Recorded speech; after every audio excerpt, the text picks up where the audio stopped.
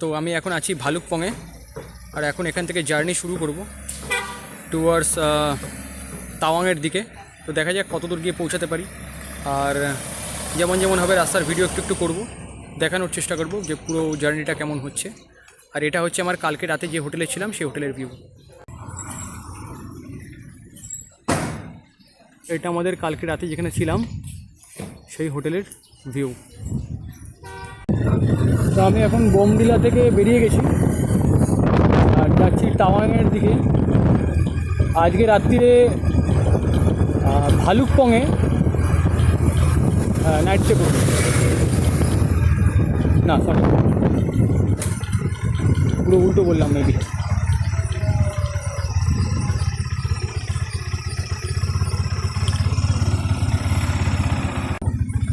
সামনে নদীর ভিউ, জানি না ক্যামেরায় আসছে কিনা। তো আজকে এখন রওনা দিলাম ভালুকপং থেকে টুয়ার্ডস তাওয়াংয়ের দিকে। আর আজকে নাইট স্টে করবো কোথায় জানি না, বেসিক্যালি জানি না, তবে দিরাং পর্যন্ত যাওয়ার ইচ্ছে আছে। দেখা যাক। এখানে একটা গেট করা আছে, ওয়েলকাম গেট, নিচে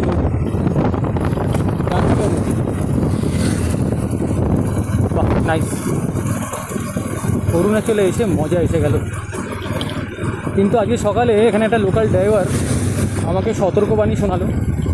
সেটা হচ্ছে যে অরুণাচলে মানুষ কুকুরকে খুব ভালোবাসে, তো যদি ভুল করেও কুকুরের গায়ে তোমার টাচি লেগে গেছে তো বড় কম্পেনসেশন তোমাকে দিতে হবে, আর প্রয়োজনে মারও খেতে হতে পারে। আর যদি ভুলবশত তুমি কোনো গাড়ির গায়ে ধাক্কা লাগিয়ে ফেলেছো তো সামনে গাড়িওয়ালা তোমাকে বলবে যে ভাই তুমি এই গাড়িটা রেখে দাও, আমাকে একটা নতুন গাড়ি কিনে দাও, যেটা কিনা অন্য কোথাও হয় না। মানে এখানকার লোকেরা নিজেদের গাড়ির ব্যাপারে আর কুকুরের ব্যাপারে খুব বেশি পজিটিভ, তো সেই ব্যাপারে খেয়াল রাখতে হবে। এরকমই সতর্কবাণী আমাকে সকালে শোনালো, আর এই রকম সতর্কবাণী শুনে আমি আজকের দিনটা শুরু করেছি।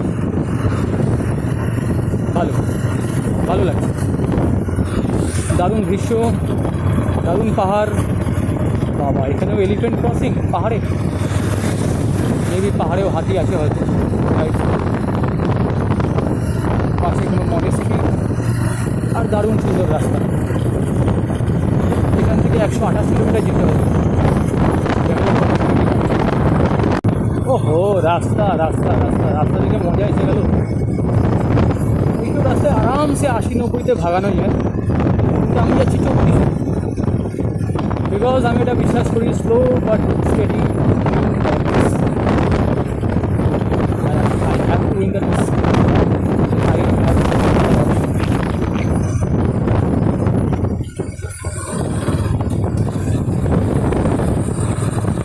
একটু জঙ্গল জঙ্গল, অনেকটা ডুয়ার্সের মতো লাগছে। মানে আমাদের ওয়েস্ট বেঙ্গলের ডুয়ার্সে যখন আমরা পাহাড়ে উঠি তখন যেমনটা হয় সেখানে ফিক্স, মানে সেই দেখতে গেলে একই হিমালয়, একই পাহাড়ের শ্রেণী, একই রকম ট্রেন, সব কিছুই সিমিলার, শুধু ভাষাটা আলাদা, মানুষজনগুলো আলাদা, আর ফলে স্টেটটা আলাদা।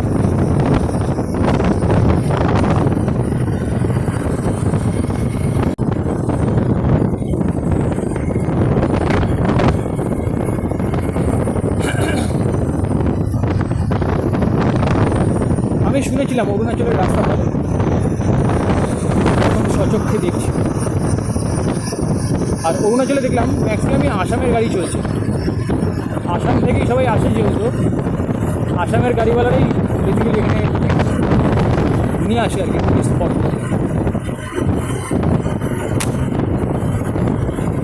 সামনে বিশাল উঁচু পাহাড়ের শ্রেণী দেখা যাচ্ছে মেঘের ওপাশে, আমি জানি ক্যামেরায় আসছে না। আর এটাও দারুণ, এই দিকটা নিতে হবে।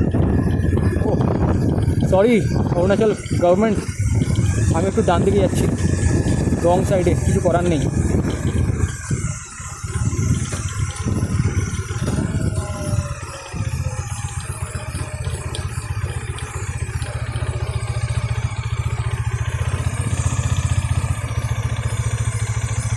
আশা করি নদীটা আসছে, দারুণ সুন্দর লাগছে।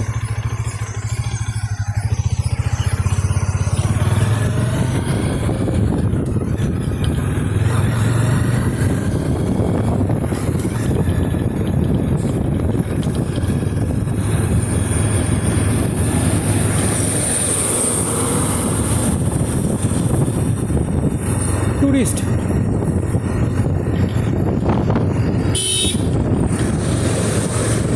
আরও টুরিস্ট। পিছনে লেখা মোরমি। আমি এখন আসামি পড়তে শিখে গেছি। রটাকে পেট কাটা ব লেখা হয়, বাস এইটুকুনি সামান্য সামান্যই পার্থক্য আছে।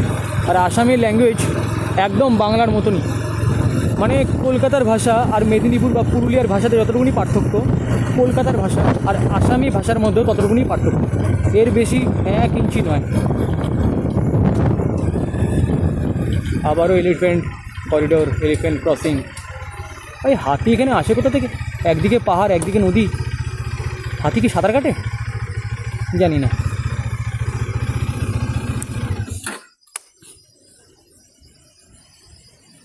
আমি জানি না ভিডিওতে আসবে কি না। পাহাড়ের ওপরে কলা গাছের মতো দেখতে কিছু গাছ, আই থিঙ্ক কলা গাছই হবে। জুম করছি, এই যে এগুলো একদম দেখতে কলা গাছের মতো পাতাগুলো। জানি না পাহাড়ের এত উপরে কলা গাছ, ভগবান জানে।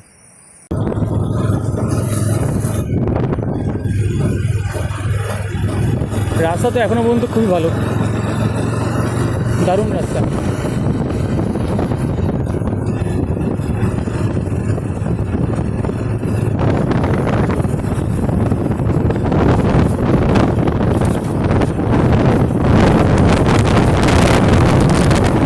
হাওয়া দিচ্ছে, ছোটো হাওয়া, বাইকটাকে একেবারে ঠেলে পাশ থেকে পাশ করে দিল। আমি যে ধপাস হয়ে নিই আমার ভাগ্য বলে।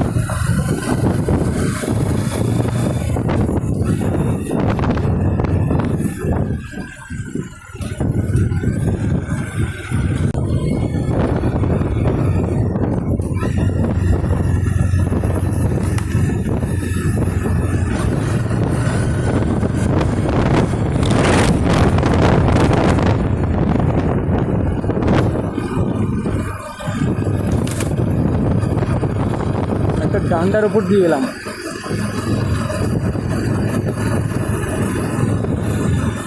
বমডিলা 92, আমি বমডিলা ছাড়িয়ে যাবো দিরাঙ্গে, প্রায় 122 কিলোমিটার এখান থেকে আমি এখন যেখানে আছি। আর আই থিঙ্ক রাত্রি হয়ে যাবে। এখন একটু রিল্যাক্সে চালিয়ে নিই, কারণ রাত্রিবেলা তো সেই আবার একই প্রবলেম। আর আজকে যা ওয়েদার, বৃষ্টি হবেই হবে, কেউ ঠেকাতে পারবে না, কারোর বাবার ক্ষমতা নেই ঠেকায়। বিগত 7 দিন ধরে এরকমই ওয়েদার চলছে, বৃষ্টি বৃষ্টি বৃষ্টি আর বৃষ্টি।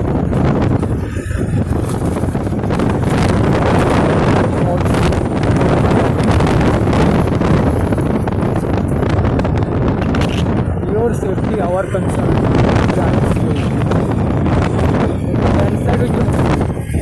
রাস্তাটা ভেঙে গিয়েছিল, পুরো রাস্তাটা একরকম, এই জায়গাটাকে একটু নতুন করে সারিয়েছে।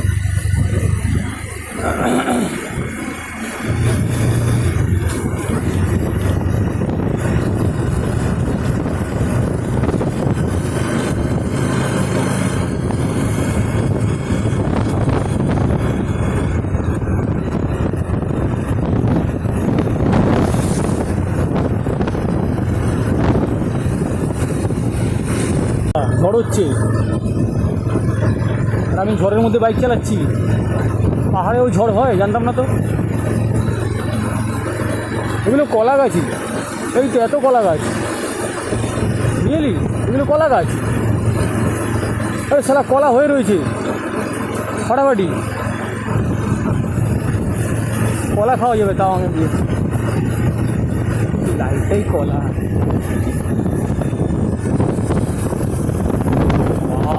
নদী নদী নদী নদী নদী, নদীর কী অবস্থা।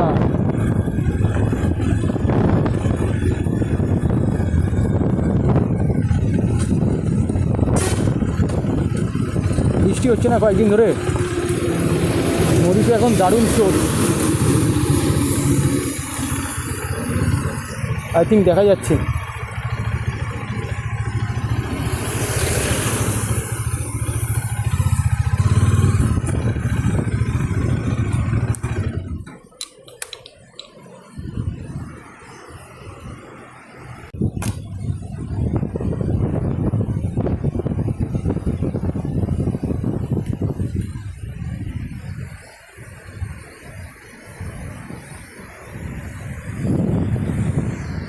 নাম কামিং রিভার, স্পেলিং হচ্ছে KAMENG রিভার। কী উচ্চারণ হয় কে জানে, ক্যামিং, ক্যামিংই হবে হয়তো, অন্ততপক্ষে আমি তো তাই উচ্চারণ করতে পারছি। আমি এসে পৌঁছানোর আধা ঘন্টা আগে ধস নেমেছে, এই এখন রাস্তা পরিষ্কার করার কাজ চলছে, জানি না কতক্ষণে গিয়ে এই জায়গা খুলবে। এখানে বেসিক্যালি কনস্ট্রাকশনের কাজ হচ্ছে, কাজ করতে করতে আচমকা ধস এসছে। পাহাড়ি রাস্তা বলতে যা বোঝায় আমি এতক্ষণে তার স্বাদ পেলাম। ল্যান্ডস্লাইড যে জায়গাটা হয়েছে, ল্যান্ডস্লাইড খুলে যাওয়ার পর এখন ছেড়ে চলছে। ফার্স্টে বলেছিল 2 ঘন্টা, বেসিক্যালি 2 ঘন্টা লাগেনি, আধা ঘন্টা করেই ছেড়ে চলছে। এখন যাই হোক যাচ্ছি। রাস্তা খুবই ভালো, পুরো রাস্তাটাই চওড়া। অরুণাচলে গাড়ি চালানো কোনো ব্যাপার না, এখানে তো আমার মনে হচ্ছে বাস নিয়েও চলে আসা যায়, এত চওড়া রাস্তা। ওই জন্যই 26 সিটারওয়ালা টেম্পো ট্রাভেলারও যাচ্ছে।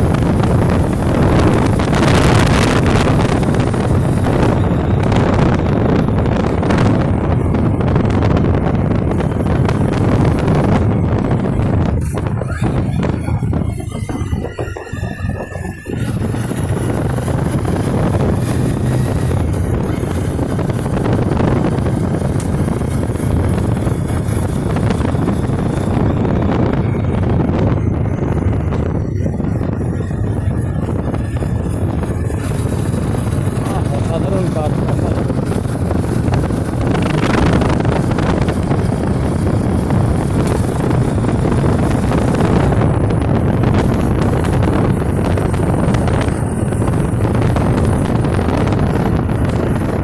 অসাধারণ দৃশ্য।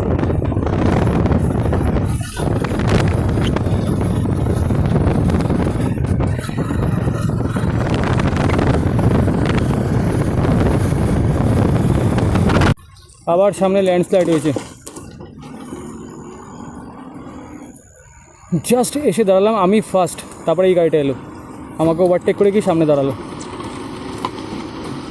আমি রাস্তায় আছি, আর এখানে এসে ফাইনালি আমার জ্যাকেট পরার দরকার হলো। মানে বাইরে ওয়েদারটা এখন ক্লাউডি হয়ে গেছে, আর বেশ কিছুটা হাইট উঠে গেছি। কান বেশ কয়েকবার পটপট করে শব্দ করেছে, আর তার সাথে সাথে বুঝতে পারছি এয়ার প্রেশার এখানে একটু কম, মানে কানে সেটা অনুভব হয়। যারা পাহাড়ে আসে ফ্রিকোয়েন্টলি তারা বুঝতে পারে এটা। আর আশপাশের সৌন্দর্য অসাধারণ, রাস্তাও তার মধ্যে অসাধারণ দেখাচ্ছি। এখানে একটু দাঁড়িয়ে, যদিও এটা ল্যান্ডস্লাইড জোন, সামনে সিম্বল দেওয়া ছিল, আর এদিকে উঁচু পাহাড়ের খাত, মানে পাথর। তো তবুও যাই হোক, রাস্তাটা চওড়া বলে এখানটাতে দাঁড়ালাম, আর দাঁড়িয়ে জ্যাকেটটা পরে নিলাম, তার কারণ ঠান্ডা লাগছে এখন। এই হচ্ছে রাস্তা, বিশাল চওড়া রাস্তা। এখান দিয়ে এই পাশে উঁচু পাহাড়, আর এভাবে এটা ডেঞ্জারাস অবস্থায় ঝুলে রয়েছে। মানে সামনে সিম্বল দেওয়া ছিল ল্যান্ডস্লাইড জোন বলে। আর এই হচ্ছে 360 ডিগ্রি অ্যাঙ্গেলে ভিউ।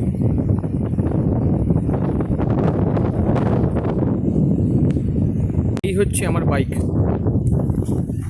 রাস্তার ধারে পার্ক হয়ে রয়েছে। আচমকা একটু ফগ, মানে একটু ক্লাউডি হয়ে গেল।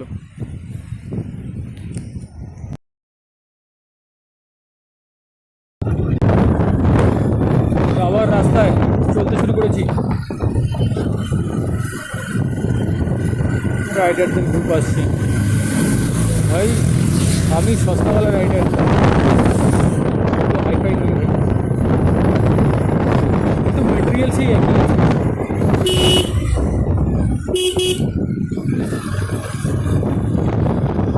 ওই আরও পাবলিক আসছে।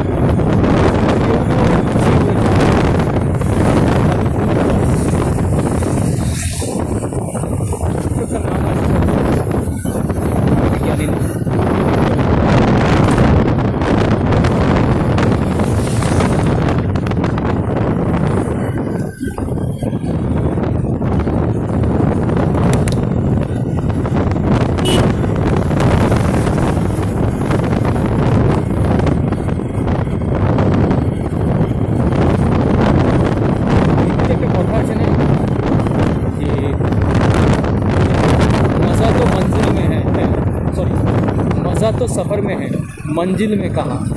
তো আমারও অবস্থা একটা ওরকম, ডেস্টিনেশনে কখন পৌঁছাবো তার কোনো ঠিক নেই। 30-40-এ বাইক চালাচ্ছি আর রাস্তা উপভোগ করছি। সবসময় তো রেকর্ডিং করছি না, মাঝে মধ্যে ক্যামেরাটা খুলে রেখে দিচ্ছি ব্যাগের ভিতরে। সবসময় হেলমেটের মধ্যে ক্যামেরা লাগিয়ে রাখি, সবাই ঘুরে ঘুরে তাকায়। চাই না কেউ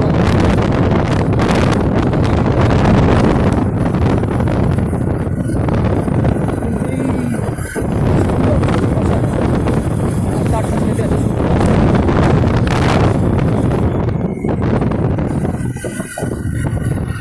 ট্রাকটা আসছে আমারই।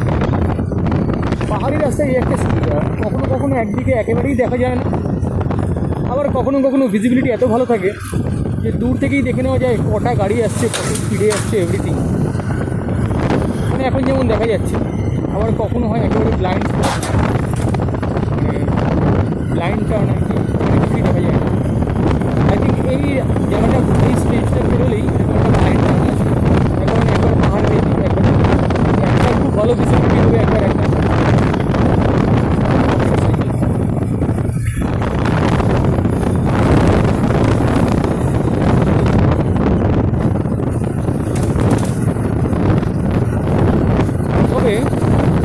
একটা জিনিস দাবি করতে পারি,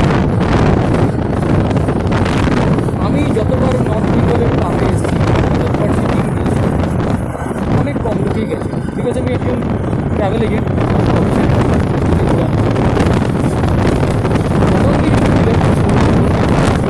সব ধরনের অভিজ্ঞতা আছে, পাহাড়ে গিয়ে গাড়ি খারাপ হয়ে যাওয়া, চাকা ফেসে যাওয়া, ল্যান্ডস্লাইডে আটকে থাকা, লোডশেডিং হয়ে যাওয়া, ফুটপাতে ঘুমানো, এভরিথিং। যত খারাপ থেকে খারাপ সিচুয়েশনে হোক না কেন, সার্ভাইভ করাটা মেন ব্যাপার। রাস্তার মধ্যে মানে একটু আগে পড়েছে, এগুলো ফ্রিকোয়েন্টলি পড়তেই থাকে, আর কখন কার মাথার উপরে এসে পড়ে সেটা ভগবানই জানে।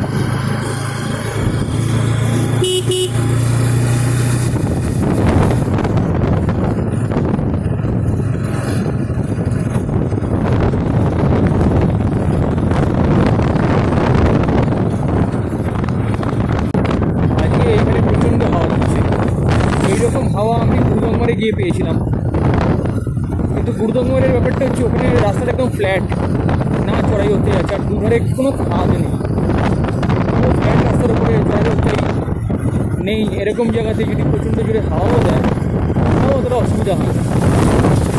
এখানে প্রবলেম হচ্ছে, এখানে চওড়া আছে, প্রবলেম নেই, পাশে পুরো খাদ, একদিকে অনেক উঁচু পাহাড়, পাথর পড়ছে জায়গায় জায়গায়। আমার ভয় লাগছে পাথর না পড়ে। যাকে হবে যেতে হবে, পাহাড়ে আসা এই ফিলিংটার জন্য, নতুন কলকাতা শহর কোনো অংশে কম ছিল।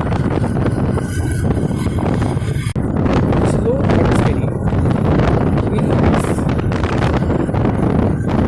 ভাগা দৌড়ি হয়ে যাওয়া, ধীরে ধীরে চল, আরামসে ডেস্টিনেশন উইদাউট এনি। আর জোরে গেলে অনেক প্রবলেম হতে পারে। কিছু না হোক, জিনিসপত্র আনা দরকার, তার কারণ বাঙ্গি দিয়ে কতগুলো ভাঙ্গি লোকের ভরসায় সব লাগেজগুলো পিছনে প্যাক করা আছে। একটা যদি একটু বেমানি হয়ে যায় তো সব যাবে।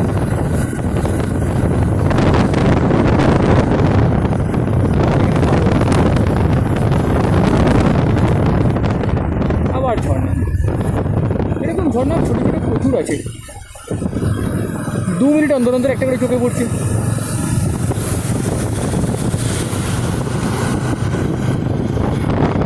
আই থিঙ্ক এটা একটা অসাধারণ ভিউ পয়েন্ট।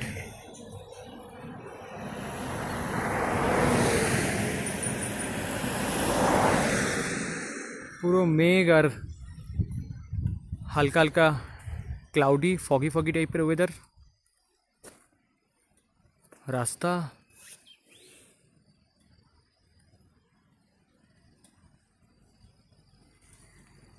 আর এই আমার বাহন। হ্যাঙ্গিং ব্রিজ, এটা একটা ভিজিবল স্পট, গুগল ম্যাপেও এটা লোকেটেড, আর সবাই এখানে আসে হ্যাঙ্গিং ব্রিজটার মজা নিতে। কিন্তু এই হ্যাঙ্গিং ব্রিজের সামনে লেখা আছে 10% অ্যাট এ টাইম অ্যালাউ। আর দেখেন কত লোক উঠে গেছে, রীতিমতো ব্রিজটা ভয়ঙ্করভাবে দুলছে এবং বেশ কেউ কেউ ভয়ও পাচ্ছে, তারপরেও লোকে যাচ্ছে।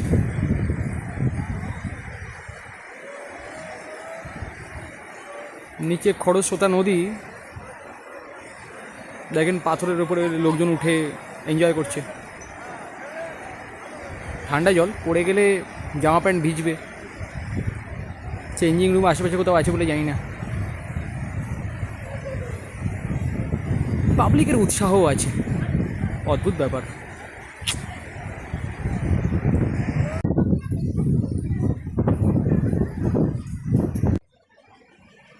আমি এখন চলে এসেছি প্রায় দিরাঙের কাছে, আর নিচে দিয়ে একটা দারুণ সুন্দর নদী বয়ে যাচ্ছে, আর ছোটো ছোটো বাড়ি, দারুণ সুন্দর ভিউ। প্রায় কন্টিনিউয়াসলি অনেকক্ষণ ধরে একটানা বাইক চালাচ্ছি, প্রায় 50-60 কিলোমিটার একটানা বাইক চালিয়ে এসেছি। তারপরে এখানে এসে দাঁড়ালাম, একটু তো রেস্ট মানে নেওয়ার অধিকার আছে মনে হয়, ওই জন্য একটু রেস্ট নিচ্ছি এখন। তারপরে আবার জার্নি শুরু করবো। এখান থেকে আর বেশি দূর নয় দিরাং, একটু গুগল ম্যাপ দেখে নিন। এখান থেকে আর 1.1 কিলোমিটার দেখাচ্ছে অ্যাকর্ডিং গুগল। আমি দিরাং পৌঁছে যাব, তো দেখা যাক আলটিমেটলি কতক্ষণ লাগে। তারপরে কি হোটেলটা খুঁজতে হবে, তারপরে হোটেলে ঢুকে রুম টুমগুলো দেখাবো। আপাততর জন্যে চলে যাক। তো আমি জাস্ট দিরাঙের থেকে 1 কিলোমিটার মতো দূরে আছি, আর আমার হোটেল দেখাচ্ছে এখান থেকে প্রায় 6 কিলোমিটার। মোটামুটি আর 15 মিনিট সময় লাগবে। আর দিরাঙে এখানে একেবারেই ঠান্ডা নেই। আমি যে জ্যাকেট ফ্যাকেট পরলাম সেটা একটু আমি যখন এসছি পাহাড়ের উপর দিয়ে, ওখানে কিছুটা ঠান্ডা ছিল। আমি ভাবলাম ঠান্ডা লাগবে, হয়তো জ্যাকেট লাগবে, গ্লাভস লাগবে, সবই বের করলাম। কিন্তু এখানে একটা পাতলা টি শার্টও কাফি। টেম্পারেচার একেবারেই কম নয়, মানে হাই বলা যায়। আই থিঙ্ক 27-28 তো হবে।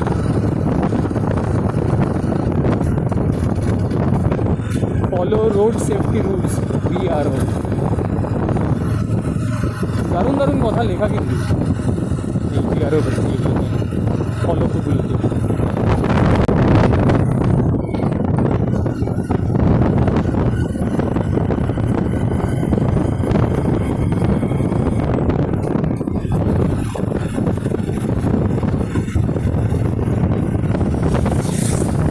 এই তো বাড়িঘর, এটাই জান পৌঁছে গেছি। আর এখানে ডাম্পার সাফাইয়ের কাজ চলছে। Welcome to Dirang.